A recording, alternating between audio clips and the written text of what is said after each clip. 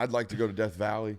That'd be sick. I'd like to go back to Oxford. I haven't been there since high school. This is kind of getting into the schedule talk, the 2024 schedule. Road trip list next year, absolutely elite. Oh, there's some bangers on this list, dude. All right, let's get into it. The 2024 schedule. We don't have a graphic or anything for this, do we? No. I don't think we do, but we did release an article today. Yes, we did. Do we want to pull it up on the big board? I think that's way easier for the viewer. Yeah, I mean, it's just text. There's no graphic in it. Yeah, that's fine. But it's still a bullet point list, and that's way better than sitting here telling you August 31st you're going to play Clemson. How about playing on week 0 next year?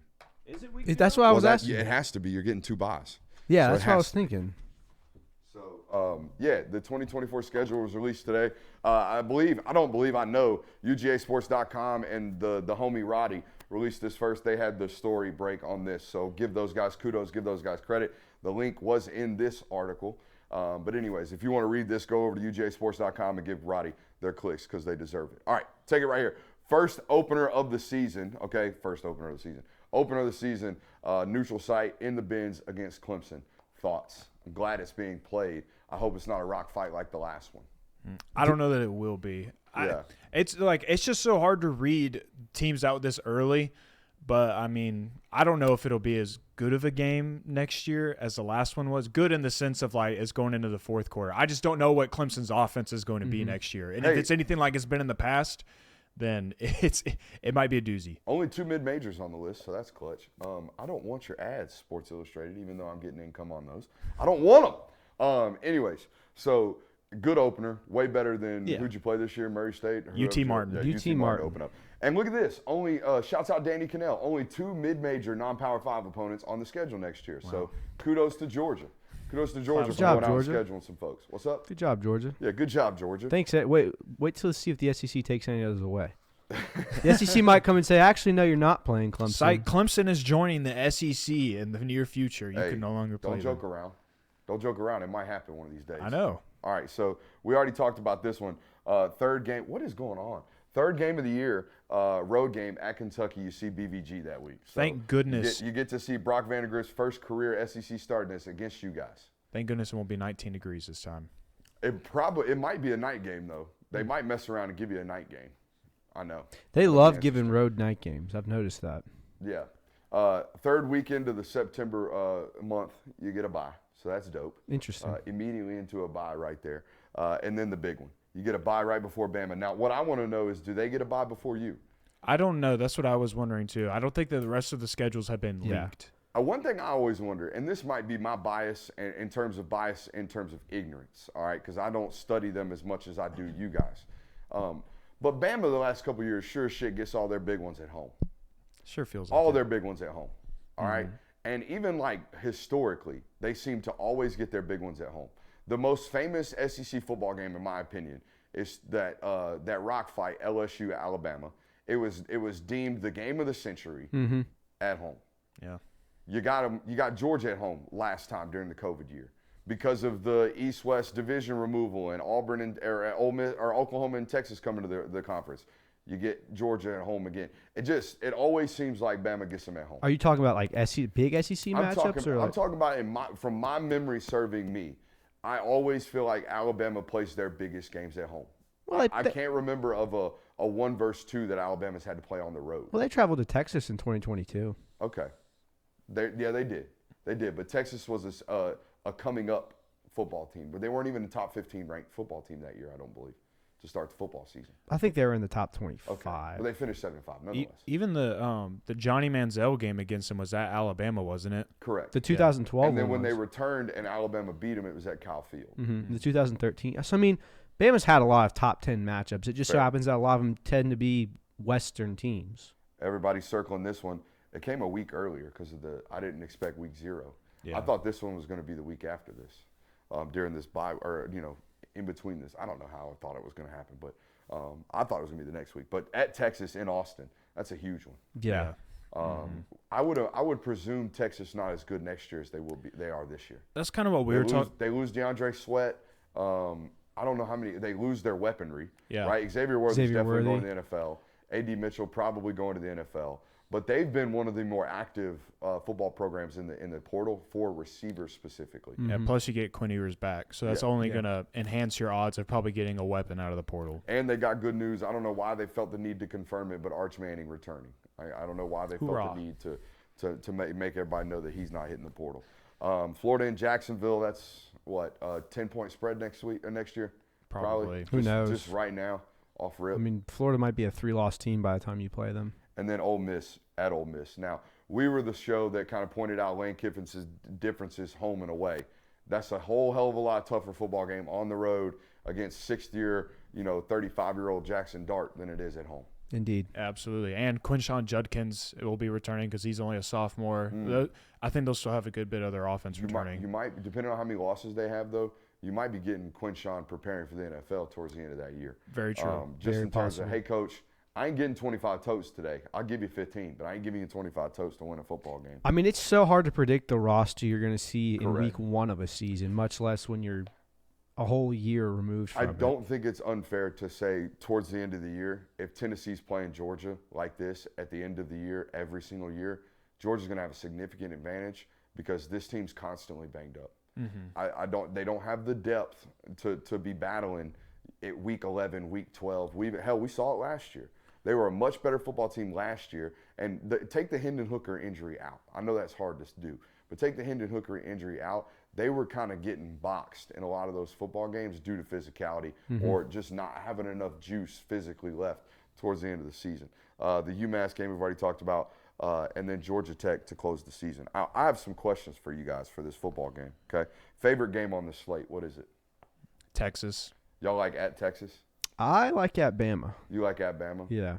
I like the Texas one because it's like the first time that we'll get to see Georgia Texas like in a home and home type deal, not the Sugar Bowl. You ain't know? sneaky.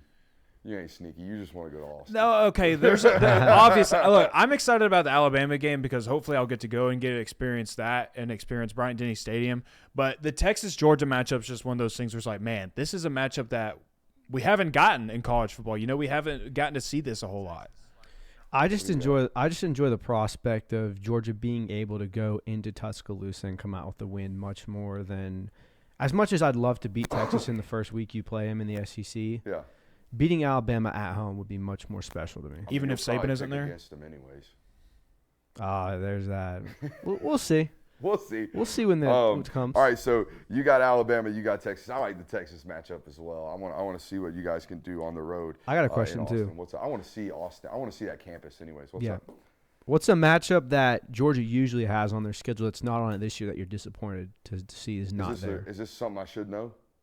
I mean, just pick an SEC East team that they're not playing this year. Oh, I mean, I'm not sentimental about that stuff. I'm a matchups guy. But even so, like dang, that would be a good name next year. Like Missouri, playing Missouri next year would be a lot of like Missouri on the road. Those two games the last 2 years have been great. I think Missouri. The stadium is. I hate the TV broadcast. I'm a weird guy. I've never liked a single TV broadcast that's ever been filmed from Missouri. The fact that both end zones are open weirds me out. The whole thing weirds me out. Anyways, that's just a weird reason not to like the Missouri matchup. Also, don't like the piss yellow. It's just me. But I think they play great football. Yeah, I think Eli think Drinkwitz is a great football coach. But when they wear all black, I'll watch them. But when they're in that yellow, I got a tough time. So the only ones that you're missing are South Carolina and Vanderbilt, right? Correct. Yeah. So I would say South Carolina no just sweat because there. you're going to play at William Bryce Stadium next year.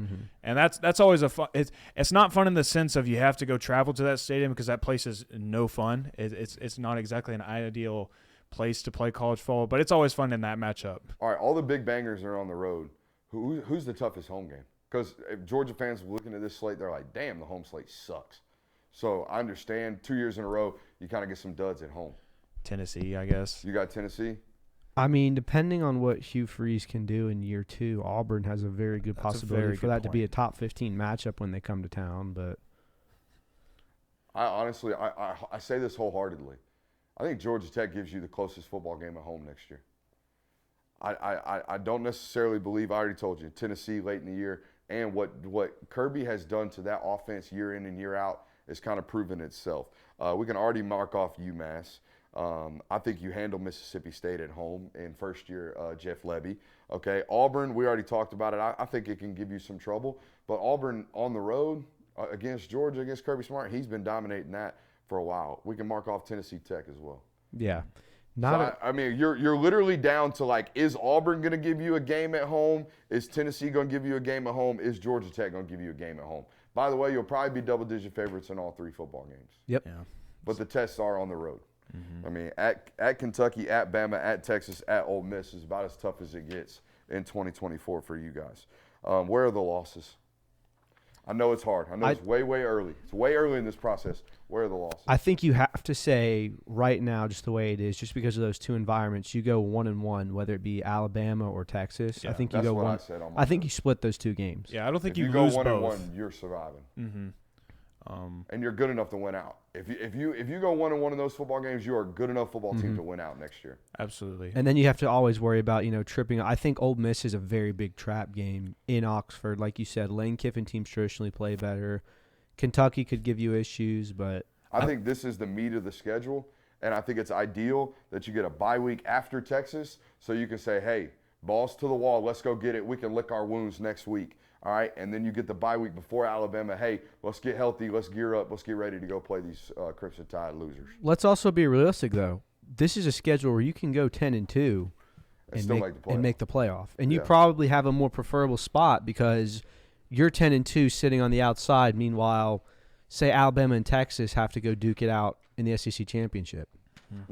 Fair. It's not near as hard as Florida's schedule, but it's No. I haven't looked at the rest of the conference's schedule, but it's got to be up there for one of the hardest in the country. Yeah, it's got to be up there just solely off of the fact of you travel to both Texas and Alabama and Ole Miss as Any well. fear of Clemson? Not yet. Yes and no. I don't. I have big fears for Clemson. Dude, have you seen that depth chart? Not great. Go look at that depth chart. See how many graduate seniors they're playing right now defensively. And then not only do that, look at the 2 deep. Okay, so look at the starters and go, ooh, he's gone, he's gone, he's gone, he's gone, he's gone. And then look at who has to replace them. And you'll notice, oh, he's a freshman. Oh, he's a freshman. What I'm trying to tell you is Clemson hit on like every single 2019, 2020, 2021 recruit on the defensive side of the football. I mean, just hit after hit after hit after hit after hit. Guys that they developed, all right? And then it seemed like 2022 in the back end of 2021's class, it's just like a whole bunch of misses. It's the only reason I can explain why you have starters who are old as piss and backups who are young as piss. It makes no sense to me other than the median, the in-between, must have been a whole bunch of whiffs. So I don't know what Clemson looks like to start the season next year other than young and talented. Mm-hmm. Yeah, just in their 2 deep, I counted 12 on both sides of the football. 12 graduates? Yeah. And then look at their backups. Tell me how many underclassmen backups they have, whether they be redshirt freshmen or true freshmen. I know of 4, I think, on the defensive side of football. A corner, a safety, an edge rusher, a linebacker. So there's 4 right there. 12. 12 true freshmen or redshirt freshmen.